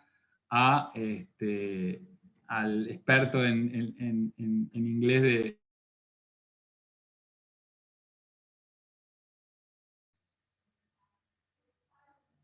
¿Estoy silenciado? ¿Estoy bien? ¿Me escuchan? Ah. Perdón. Fue un error mío que quise agrandar tu pantalla y te silencié. Listo. Bueno, entonces, el tribunal interpretó que el contenido mínimo de la observación general en inglés decía el contenido mínimo es un shelter. El Tribunal Superior de Justicia dijo, shelter es un abrigo, en realidad una frazada o a lo sumo un parador es el contenido mínimo del derecho a la vivienda, ¿no? Era una mujer con un niño de 6 años en situación de calle, que con una grave, severa discapacidad, que reclamaba digamos, que el Estado le dé una solución habitacional. Le pagaba unos hoteles 6 meses, se cortó el subsidio y terminó y volvió a la calle. Y entonces esa mujer presenta un amparo y reclama que se le garantice el contenido mínimo del derecho a la vivienda, pero el contenido mínimo es tener una mínima vivienda. Y entonces el Superior Tribunal interpreta, no, mire, como ya le ofrecieron un parador, ya está cubierta usted. El Estado cumplió con el contenido mínimo. Eso va a la Corte, y la Corte sí da vuelta a ese fallo y dice que de ninguna manera la ciudad garantiza el contenido mínimo, que el contenido mínimo es una vivienda adecuada, con las condiciones y los elementos que tiene vivienda adecuada, que si hay tiempo en la clase lo vamos a ver un poquito más adelante. Entonces, hay un contenido mínimo. Lo mismo es, no sé, en la educación, en la salud, bueno, se establecen mínimos de atención, mínimos prestacionales, que es un contenido que ni aún en la peor crisis económica que tenga un país puede justificar la vulneración de esos mínimos. ¿Mm? Bien. Tercer gran línea de estándares generales. Bueno, el principio que tenía que ver más con la clase pasada, el principio de no discriminación y protección especial de grupos vulnerables. El principio de discriminación, obviamente, es que es todo lo que explicó Marina, pero además de esas causales prohibidas, ¿no? Los casos de restricciones sospechosas, etcétera, etcétera. Además de eso, hay algunos grupos que tienen un derecho de protección especial. Esos derechos de protección especial también, yo dije algo muy rápido, pero aparecen también, por ejemplo, en la Convención de Derechos del Niño, el interés superior del niño, los niños son derechos, les niñas, digamos, son derechos a la protección especial, las personas con discapacidad, ahora también los adultos mayores, y bueno, distintos grupos. Hoy yo les mencioné, por ejemplo, en el decreto el otro día que sacó, en la resolución que sacó el Ministerio de Desarrollo Urbano y Hábitat, por ejemplo, de atención prioritaria en desalojos, incluyó, por ejemplo, a las mujeres víctimas de violencia, a los hogares monoparentales o monomarentales, a las personas en situación de extrema pobreza. Bueno, entonces, esas son decisiones que va tomando el Estado dentro de los grupos vulnerables, darle una prioridad, ¿no? Por ejemplo, no sé, la provincia de Salta tiene un instituto de la vivienda que construyó 2.000 casas, pero la demanda habitacional son 100.000 personas y tiene que establecer. Hay provincias que hacen un sorteo, ¿no? Por ejemplo, Tucumán hace sortea a ver qué le toca. Hay otras provincias que no, establecen una prioridad. Bueno, primero las personas con discapacidad, primero no sé qué, ¿no? Y establecen prioridades que tienen que ver con los grupos que, de acuerdo a los tratados de derechos humanos, o las leyes nacionales, o los decretos, o las resoluciones ministeriales, tienen una prioridad de protección especial. ¿Mm? Después bueno, tenemos las leyes de cupos, el otro día hablamos, ¿no? De los cupos para personas trans, de los cupos, por ejemplo, laborales para personas con discapacidad, o el amparo habitacional, para prioridad de vivienda, ¿no? Para determinado colectivo. Es decir, existen como leyes especiales o normas que van estableciendo estas prioridades. Cuarto, línea de estándares. Perdonen que voy rápido y ahora si quieren paramos un poco y me comentan cuando termine esta lista. Producción de información y formulación de políticas. ¿Qué es la información? Bueno, no solo existe un derecho, que todos seguramente conocen, el derecho de réplica, el derecho a divulgar la información, sino que también existe un derecho de acceso a la información pública, o eso que también está instrumentado. Todos los ministerios tienen sus oficinas, sus áreas que funcionan en el sistema de la Ley de Acceso a la Información Pública, que es que la gente pueda acceder a la información que produce el Estado. Pero no solo hay una obligación de brindar esa información, sino que también hay una obligación de producción de información. Es decir, hay información que es fundamental en relación a los derechos sociales que el Estado debe producir, porque no vale que digan, no, le pido algo y no lo tiene. Todo lo que tenga que ver con vulneración de derechos es una obligación la producción de esa información.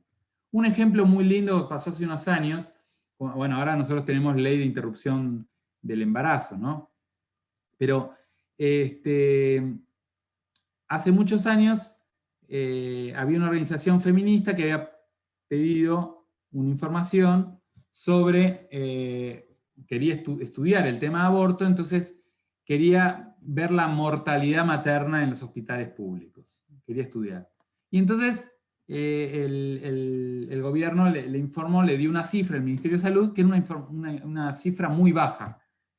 Ellas realizaron una investigación en un proyecto de la Universidad de Buenos Aires y empezaron a cotejar historias clínicas con partida de defunción. Y vieron que había más del 50% de subregistro, es decir, mujeres que eran internadas por un embarazo y que morían, pero las actas de defunción no daban constancia de que había muerto 3 días después de hacer el parto. Entonces había un gran subregistro. Entonces esa fue la primera acción que yo conocí, digamos, que era una acción para pedirle al Ministerio de Salud que produzca la información. ¿Por qué es importante la información? Porque si no hay información acerca de las vulneraciones de derechos sociales, del estado de situación actual, primero, no podemos medir la progresividad, si se está avanzando o no en el nivel de protección. Y segundo, no podemos cumplir con la segunda parte de este principio, que es la obligación de formulación de políticas. ¿Cómo el Estado va a formular una política, por ejemplo, ahora, de atención temprana a los desalojos, si no sabe cuántos desalojos se producen? ¿Cómo va a atacar la desnutrición infantil si no sabe en qué lugares son más críticos y por qué razones? ¿Cómo va a establecer educación multicultural, bilingüe, intercultural bilingüe, si no tiene registrado claramente dónde están las comunidades? ¿No? O por ahí lo sabe el INAI, pero no, lo que sabe el INAI no lo sabe el Ministerio de Educación, o no lo sabe el Ministerio de Salud. ¿Cómo el Ministerio de Salud va a establecer un protocolo de pandemia en idioma wichí para los pueblos indígenas del norte de Formosa si por ahí bueno, no tiene bien identificados los datos que tiene el INAI, cómo trabajar con esa población? O a veces como nosotros, para hablar mal de nosotros. Nosotros hicimos unas cartillas de acceso a la justicia en 6 lenguas indígenas. Yo para una de los idiomas que elegimos fue el idioma com. Resulta que el com que hablan en Chaco, en el impenetrable, es completamente diferente del com que hablan en Formosa. El traductor que yo contraté de com era un traductor del impenetrable.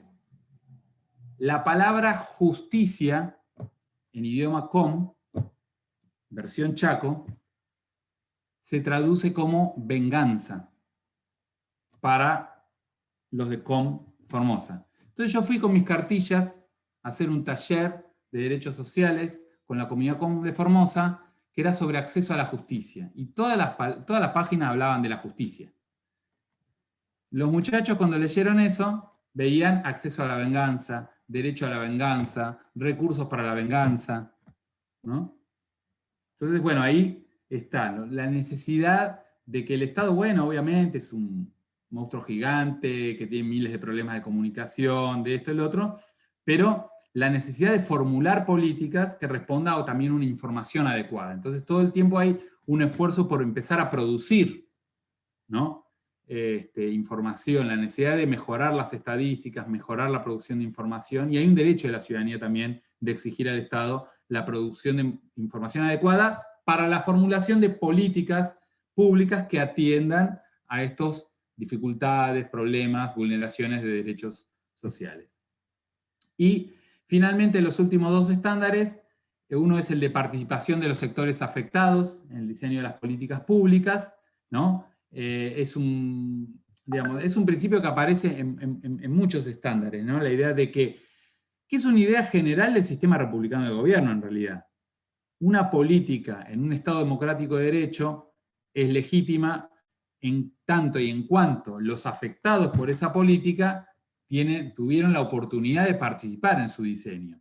Y hoy ya no basta con la legitimidad democrática que proviene de las elecciones libres, de la elección de parlamentarios, de la elección de representantes, sino que hay muchas políticas que crean sus consejos participativos.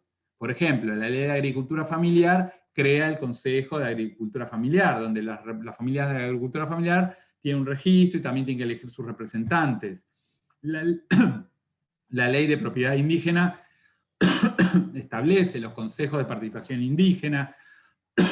Es decir, hay muchas políticas que están relacionadas con estos derechos sociales, algunas que prevén que las organizaciones, la sociedad civil organizada en torno a esos derechos, a la lucha por esos derechos, tenga alguna instancia de participación, de participación en la creación, en la formulación, o en la consulta por lo menos, para la formulación de estas políticas públicas. En otras cosas es muy directo, yo qué sé, política ambiental, existe la obligación, ¿no?, de la evaluación de impacto ambiental y social, y si se trata de comunidades indígenas, aparte el convenio 169 establece el derecho de participación y consulta, lo que requiere que haya una consulta adecuada, previa, de todas las etapas de cualquier emprendimiento que afecte territorios y recursos, por ejemplo, de los pueblos indígenas. Ahora, por ejemplo, no sé, el Ministerio de Obras Públicas está haciendo su gran plan director participativo de obras públicas. Bueno, para ahí también va a haber que consultarle a los indígenas, o en el gobierno anterior se había hecho el plan Belgrano, entonces nosotros desde la Defensoría mandamos, bueno, a ver el plan Belgrano, van a implantar toda esta infraestructura en el NOA, bueno, ¿cómo van a dar participación a los pueblos indígenas, a las comunidades que están en los territorios? ¿No? Esto obviamente que aparece un montón de conflictos, ¿no? Por ejemplo, a veces hay impactos interjurisdiccionales, pero las provincias hacen un estudio de impacto ambiental solo en el territorio de su provincia, y no piensan, por ejemplo, en términos de cuenca, o cómo esto afecta otras regiones. Bueno, hay un montón de problemas. Pero bueno, y después provisión de recursos efectivos es la posibilidad, obviamente. Un derecho social es derecho en la medida que las personas, ante su vulneración, puedan ir a los tribunales. Y eso es una carga sobre todo que tienen nosotros, el Poder Judicial, la defensa pública.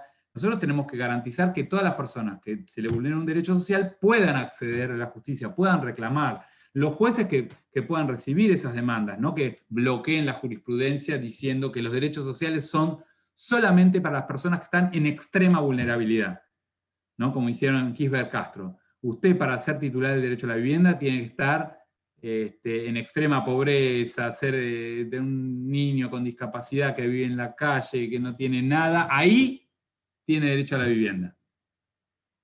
Pero derecho a la salud, por ahí sos de clase media y ganás un amparo y te dan una prestación.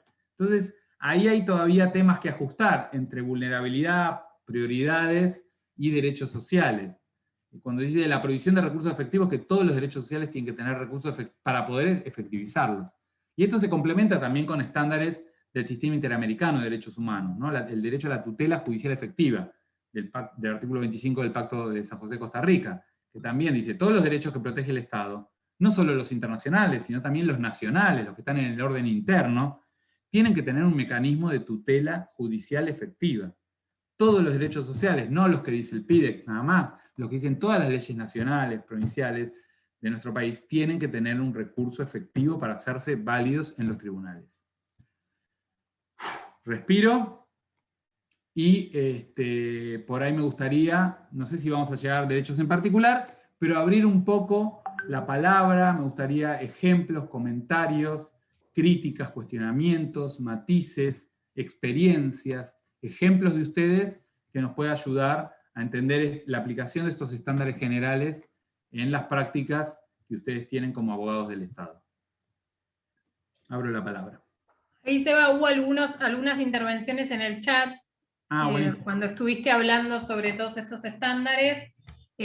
Claudia Trujillo, que fue la misma compañera que comentó el tema de las leyes, digamos, para la recaudación de recursos del Estado, plantea, cuando sacaron el Conectar Igualdad fue una práctica regresiva, dice Claudia.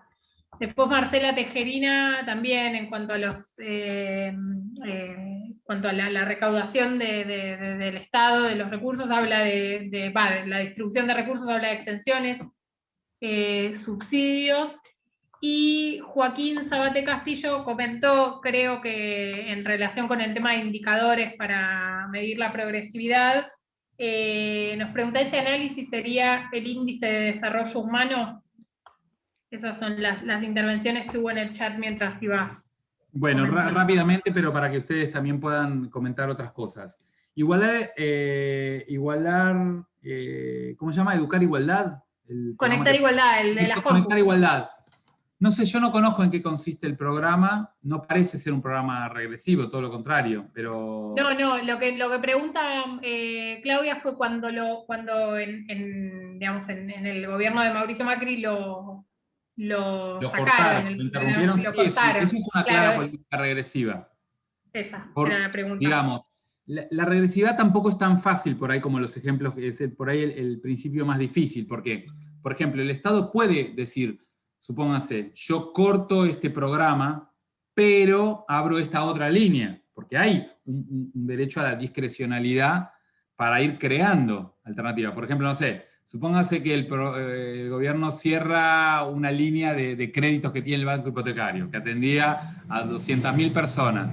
Pero establezco otra línea con el Procrear, con subsidios, con préstamos, con cooperativas, que atiende a un número mayor de personas o al mismo universo de una manera más eficiente, más barata y con mejores prestaciones, o una vez con menos dinero el Estado hace cosas mejores, no hay problema.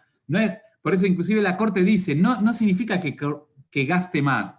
La progresividad no es gastar más, porque ahí me acuerdo en la audiencia, en la Corte el gobierno decía, no, pero mire que la Ciudad de Buenos Aires es la que más gasta en subsidios de emergencia habitacional.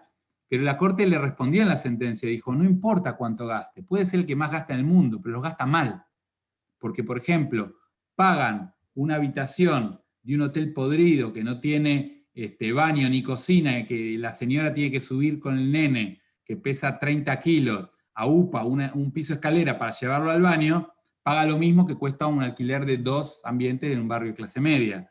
Entonces, no importa lo que gaste, lo que pasa es que gasta mal. Lo importante es cómo los atiende. Hay un montón de indicadores ahí para medir la progresividad y el cumplimiento de esto, que no es directamente, es como el primer juicio más superficial es gasta más, gasta menos, pero después hay que entrar, o abrió y cerró un programa, pero después hay que entrar a afinar un poco más, y hay criterios establecidos en el Comité DES. Ahora, alguien me preguntó sobre los indicadores. En el marco del Protocolo de San Salvador, que es el pacto adicional a la Convención Americana de Derechos Humanos, en el ámbito de la OEA se creó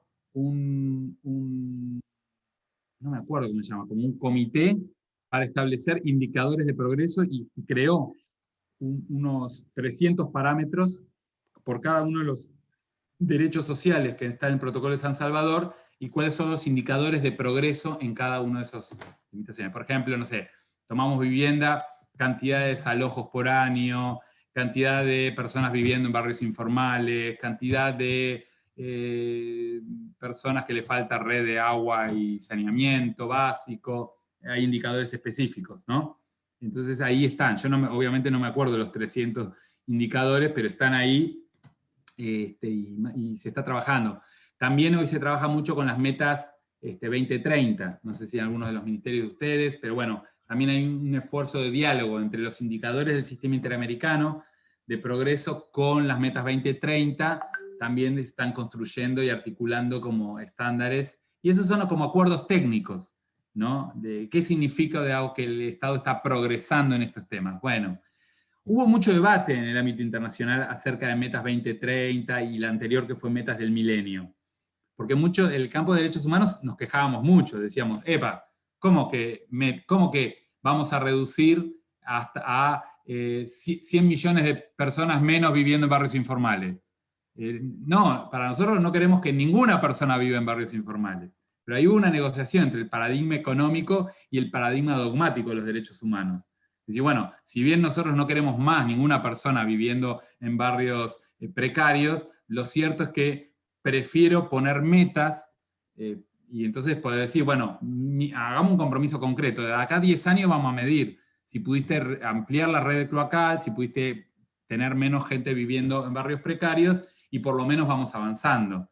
Pero, por otro lado, los derechos humanos decimos, no, nosotros queremos todo, pero todo y no tenemos nada. Entonces, bueno, ¿hay que negociar o no hay que negociar? Es el problema que tiene el discurso dogmático de los derechos, ¿no?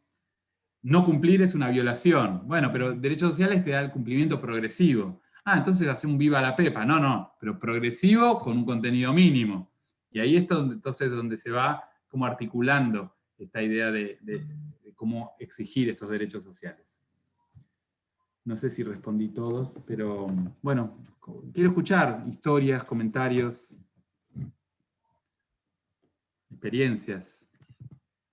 Por ejemplo, ¿a ustedes les toca trabajar con algunos de estos estándares de derechos humanos, o lo ven que tenga algo que ver con la práctica que a ustedes les toca hacer, o en la defensa de casos, o en las acciones que hacen, o en los convenios que tienen que elaborar? No sé.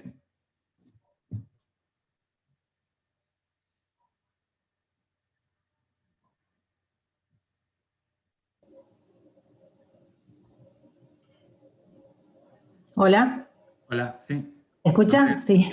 Sí, dale. Sí, yo trabajo en una fiscalía provincial y nosotros, bueno, siempre defendiendo al Estado, y a veces nos tocan, por ejemplo, amparos en temas de salud. Por ejemplo, alguien que reclama alguna medicación, una silla de ruedas.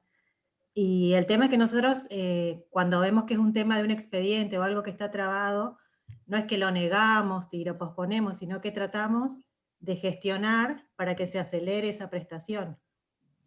O sea, no es que lo negamos y nada más, Claro. sino que trata de solucionarse esa situación social. A veces ustedes van a ver que hay contradicciones. Por ejemplo, no sé, la ley de migraciones dice que las personas no pueden ser discriminadas en el acceso a la educación y la salud. Pero por ahí, una prestación específica establece que para tener una silla de ruedas en la provincia uno tiene que tener, no sé, 2 años de residencia o 4 años de residencia. Y ahí empieza a haber contradicciones. El año pasado con IFE, no sé si Marina, vos querés contar lo del IFE, por ejemplo, que es una experiencia como muy reciente. Sí, ese de hecho es uno de los casos que les queríamos contar el encuentro pasado, que se los compartimos por si quieren leer los fallos. Cuando el año pasado el Estado Nacional estableció el IFE para hacer frente, digamos, a toda la emergencia económica que se presentó a partir de la pandemia, uno de los requisitos que fijaba el decreto que establece el IFE era ser argentino o argentina o tener como mínimo 2 años de residencia legal en el país. Ese requisito, vinculando un poco con los temas que vimos en la clase pasada, en principio no dice nada, no excluye a nadie, pero en los hechos sí excluía a todo un universo gigante de migrantes, refugiados, peticionantes de refugio que no alcanzaban esos años de residencia. Y en general, las personas, digamos, lo que se llama en contexto de movilidad humana, son las que, o sea, sus actividades de sostenimiento tienen que ver con la economía informal, en general, vendedores ambulantes, trabajadores de cuidado, no sé. Y son los que, digamos, los trabajadores o trabajadoras de la economía popular son los que más se vieron afectados por la pandemia, por el aislamiento. Entonces, que el IFE, que era la política de emergencia para contener a todo ese sector, digamos, excluyera en su reglamentación a todo este universo de un grupo que era especialmente vulnerable, porque ya, o sea, por ser migrantes, refugiados o peticionantes de refugio, ya eran un grupo vulnerable, por ser personas que además no tenían recursos económicos o estaban en situaciones de pobreza, eran doblemente vulnerables. Nosotros lo que interpretábamos es que ese requisito terminaba siendo discriminatorio, terminaba profundizando la vulnerabilidad de estos grupos. Y bueno, por eso nuestra idea fue como tratar de judicializarlo eso y conseguir que se lograra la inconstitucionalidad de ese requisito por ser discriminatorio, por violar el principio de igualdad, por desproteger a los grupos vulnerables. Y bueno, judicializamos la situación de una mujer, en particular una mujer joven, una peticionante de refugio venezolana, muy joven, que había venido acá con su hijo muy chiquito para reunirse con su pareja. Se reunió con su pareja, tuvieron conflictos, finalmente ella fue víctima de violencia de género, tuvo que autoexcluirse del hogar donde vivía con esta persona. Bueno, se dedicó a la venta ambulante hasta la pandemia, que se quedó sin ningún tipo de recurso, no tenía ningún ingreso para pagar su alquiler, vivía obviamente al encontrarse en una situación bastante precaria, no tenía, digamos, la documentación necesaria para un alquiler informal, entonces estaba como en el sector, a un alquiler formal, perdón, entonces estaba como en el sector formal en el sector informal, digamos, de los alquileres, le costaba carísimo pagar una vivienda, entonces iniciamos un amparo ante el Foro de la Seguridad Social, planteando esto, por un lado la discriminación, que ya de por sí planteaba la norma, y por otro lado que no se estaba teniendo en cuenta como la vulnerabilidad interseccional de la que era víctima esta mujer. Y tuvimos acogida favorable en primera instancia, que nos hicieron lugar al amparo, y fijándose justamente en la situación de extrema vulnerabilidad de nuestra asistida, pero también en esto de lo injusto que era esta diferenciación que hacía el decreto. No lo declararon inconstitucional el requisito, pero de algún modo lo extendieron a nuestro caso. Después no nos fue tan bien en Cámara, pero ahí lo estamos peleando todavía, pero bueno, fue una sentencia interesante en ese momento, de protección a una persona especialmente vulnerable. Está silenciado, Seba. Hay una línea también importante que nosotros seguimos que tiene que ver todo con barrios populares, barrios vulnerables, que a nosotros nos interesa mucho, y a veces litigamos contra empresas.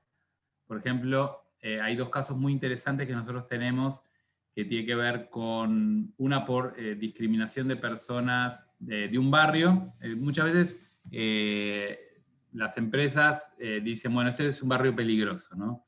Y como es un barrio peligroso, por ejemplo, 3 empresas de colectivo decidieron que el colectivo no iba a pasar después de las 8 de la noche por ese barrio, y que inclusive una de esas 3 líneas que pasaba por medio del barrio lo iba a esquivar el barrio. Lo cierto es que, bueno, en este barrio ustedes tienen un montón de cosas, porque tienen, por ejemplo, una escuela, un terciario que terminaba a las 11 de la noche. La gente podía entrar, pero no tenía colectivo para salir. Emergencias de salud, un montón de situaciones que tenían que recurrir a remises, que era muy caro. Y entonces, bueno, lo que hicimos es un juicio de usuarios y servicios públicos contra las 3 empresas de colectivo para que no discriminen más este barrio y pongan un servicio regular como ellos ya lo tenían. De hecho, tenía una concesión en unos horarios, en una regularidad, con un recorrido, y lo habían arbitrariamente modificado. Esos son casos, por ejemplo, que nosotros los planteamos como con una idea nueva que está dentro del derecho a la vivienda, pero que un poco más grande, que se llama el derecho a la ciudad. La idea de que los barrios pueden ser discriminados por su condición de pobreza en la distribución de bienes que hace los organismos públicos o en la prestación que realizan las empresas privadas, a veces concesionarias de servicios públicos. Hay otro caso que nosotros tenemos contra una empresa de telefonía que también, por ejemplo, hay un barrio entero que no le provee el servicio de internet, y aparte hace 35 años no le mejora el cableado telefónico. porque también dice, es un barrio pobre, nos roban los cables, entonces no quieren entrar. Lo cierto es que la gente, bueno, ahí viven 2.500 familias. Este juicio lo hicimos antes de la pandemia, porque ahora imagínense que en el momento antes de la pandemia afectaba muchas veces el tema del acceso de los niños a la educación, y por ahí el acceso a la información de la ciudadanía. En pandemia empezó a violar también el acceso a los deliveries, a la información pública, al teletrabajo, es decir, generó, digamos, unas tremendas condiciones que una empresa unilateralmente, en realidad, como ellos no quieren invertir en fibra óptica o quieren empezar por fibra óptica por otros barrios más rentables, mantienen líneas vetustas de cables podridos, sin arreglar hace 40 años, en lugares pobres que, bueno, con esta excusa de que son zonas peligrosas. Entonces, hay toda una línea de litigio que, como dijimos el otro día, los derechos sociales no son solo contra el Estado, también puede ser contra empresas privadas que las discriminan de acceso a los servicios. A veces hay una relación entre lo público y lo privado. Por ejemplo, hubo un juicio muy interesante que hizo una ONG en Buenos Aires de por qué la ciudad de Buenos Aires tiene los subtes, el subte de la línea D, el eje norte, donde vive la gente más pudiente, es de mucho mejor calidad que el eje sur, la línea E, donde vivimos otros, digamos, ¿no? O en un momento la recolección de basura separada era en un área de la ciudad sí, en otra no. Entonces, todos son como formas de discriminación que hoy llaman también de discriminación espacial. Es que hay un tratamiento de la gente que vive en el territorio de una manera diferenciada, desigual, se invierte más en unos en detrimento de otros, y que a veces no estaría mal si son grupos más vulnerables, pero es horroroso si al revés, donde están los más ricos invierten los mejores recursos y los mejores servicios, y donde viven los pobres hay menos oferta de escuela, menos hospitales, menos autopistas, menos subte, menos recolección de basura, no se controla la línea de colectivo, ¿no? No se le mantiene la línea telefónica, ¿no? Y ahí vemos entonces cómo, por ejemplo, también los órganos reguladores, las relaciones entre empresas prestadoras y el Estado, que a veces dependen de los contratos de concesión, bueno, también establecen criterios, pero esos criterios también deberían respetar los estándares de derechos sociales, y muchas veces como sienten que lo único que se aplica es el derecho contractual, ¿no? Yo me acuerdo hace como 30 años, 20 años, tuve una negociación por un barrio con la empresa de agua, cuando dependía de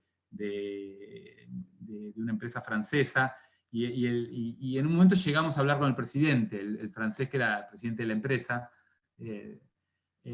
Aguas Argentinas, ¿no?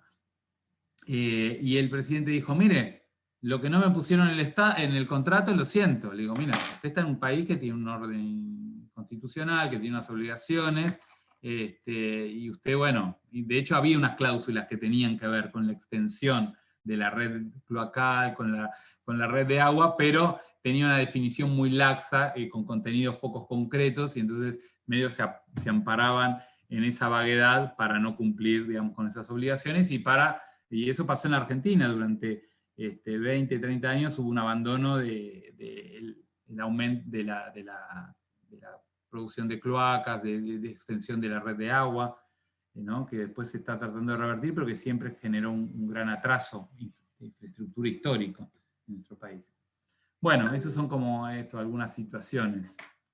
No sé si quieres contar algún caso más o hago algún repaso por algunos otros casos, por ahí no nuestros, pero interesantes, significativos. Marina.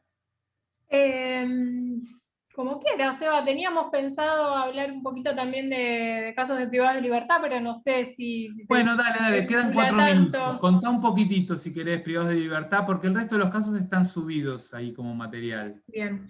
Ahí, perdón, antes les puedo recordar una cosa, que es que ya están habilitadas las actividades que tienen que hacer, que nos lo recordó la BEDEL de nuestra comisión. El martes se habilitó el foro en el que deberían participar, que tiene que ver con el contenido de la primera clase. Y hoy, después de esta clase, se les va a habilitar un cuestionario, que es un multiple choice, que tiene que ver con la lectura obligatoria de la primera clase y de la segunda clase. Tienen las dos actividades hasta el sábado a las 10 para completarlas, a las 10 de la noche, según lo que dice en la plataforma. Eso, un aviso. Bueno, y después les comento así como rápidamente también, en algunos casos que habíamos pensado sobre grupos vulnerables, como es el de las personas privadas de libertad y vinculados con derechos sociales, hay dos casos interesantes. Uno es un fallo de la Corte que salió en febrero del año pasado, que tiene que ver con el acceso a las asignaciones familiares por parte de las mujeres que están presas, alojadas con sus hijos e hijas menores de 4 años, que eso es una facultad que permite la ley de ejecución de la pena, o que están embarazadas. Ahí lo que pasaba es que ni cobraban AUH ni AUE, o sea, ni asignación universal por hijo, ni asignación universal por embarazo, aunque la ley de asignaciones familiares no las excluía, y tampoco cobraban asignaciones familiares en el caso de que trabajaran, digamos, no sé, supongo que lo saben, pero si no lo refrescamos, las personas presas, al menos en el Servicio Penitenciario Federal, que trabajan, obviamente cobran un salario, se les hacen descuentos, deberían tener, digamos, aportes, pero a los trabajadores no se les paga asignaciones familiares. Entonces ahí lo que se hizo después de un largo intercambio, digamos, administrativo para lograr que ANSES incorporara a este grupo de mujeres que efectivamente ejercían la responsabilidad parental porque estaban con sus hijos en la cárcel, no se logró o sea, que revirtieran esa política, entonces se judicializó la cuestión con un habeas corpus correctivo en la Justicia Federal de Lomas, que no tuvo una resolución favorable ni en primera ni en segunda instancia, pero en casación federal sí. Y ahí lo que se contempló es que, bueno, las mujeres que estaban detenidas y alojadas con sus hijos menores o que estaban embarazadas eran especialmente vulnerables, que la ley de ningún modo las quitaba como posibles beneficiarias de estas asignaciones, y entonces que se les debía pagar a quienes no trabajaban AUH y AUE, y a quienes trabajaban asignaciones familiares conforme la ley de asignaciones familiares que se le pagan a cualquier trabajador en blanco. Eso ANSES lo recurrió y llegó a la Corte en febrero del año, llegó a la Corte hace bastante, tardó varios años la Corte en resolver, y en febrero del año pasado lo resolvió de manera favorable, confirmando el fallo de la casación, y ahí la Corte hizo mucho hincapié en la condición de vulnerabilidad de estas mujeres, en la ausencia en el régimen jurídico de una norma que las excluyera, y usó los principios usó los estándares del Comité DES en relación con el principio de no discriminación y con la protección especial de grupos vulnerables, lo dice expresamente el fallo. Es muy interesante, nosotros se los acompañamos, lo mandamos para que se suba a la plataforma. Hay un articulito también que les podemos pasar que cuenta un poco la historia del caso, por si les interesa, y hay como un análisis. Y después otro caso interesante es el de los trabajadores puntualmente privados de libertad, que hay toda una discusión porque a los trabajadores privados de libertad en el Servicio Penitenciario Federal les pagan un salario, pero hay un montón de otros derechos que no se les respetan. Digamos, la mayoría de los derechos que tiene cualquier trabajador en el medio libre, dados por la legislación vigente, no se les respetan. Uno de esos derechos es que ellos cobran por horas efectivamente trabajadas, según un dictamen interno del SPF, y entonces si un día no pueden ir porque están enfermos, si no pueden ir porque tienen que ir a un juzgado porque lo citó un juez, o tuvieron un accidente, o directamente el agente penitenciario no lo fue a buscar para llevarlo al taller, no cobran. Entonces, esa situación también genera muchos reclamos al interior de las cárceles, y eso también se judicializó varias veces, y una de estas tantas veces llegó a muy buen puerto, porque la Cámara de Casación también en el año 2014 sacó un fallo que es emblemático como en este tema, que es el fallo Kepich, que era un reclamo de un grupo de trabajadores de Seiza, por esto de que no les pagan las ausencias que deberían estar justificadas, y la Cámara ahí lo que dijo es, estos trabajadores privados de libertad tienen que ser equiparados a los trabajadores en el medio libre, tienen que tener los mismos derechos. Estamos en tiempo, Marina, me parece. ¿Cómo? Que estamos pasados de tiempo. Listo, no, eso. Ah, perdón. Y ordena que Están buenísimos estos casos. Algunos, bueno, los subimos. Y en realidad podríamos hablar horas porque nos entusiasman mucho a nosotros también, porque estamos en un equipo que tratamos también de explorar campos, digamos, donde la jurisprudencia no ha trabajado y tratar de abrir el camino. Pero bueno, no queremos como abusar del horario. Así que, bueno, igual me imagino que si alguno estaba más tímido y tenían ganas de preguntar cosas o comentar, bueno, también usemos ahí el espacio este que nos da la plataforma virtual, ahí también están nuestros datos para que ustedes nos pregunten cosas, compartir. Y bueno, nos vemos la próxima clase. Vean ahí las actividades, así ya bueno, nos ponemos en campaña con esto. ¿Mm? Bueno, que estén todos bien y buena semana. todos y todas. Cuídense mucho.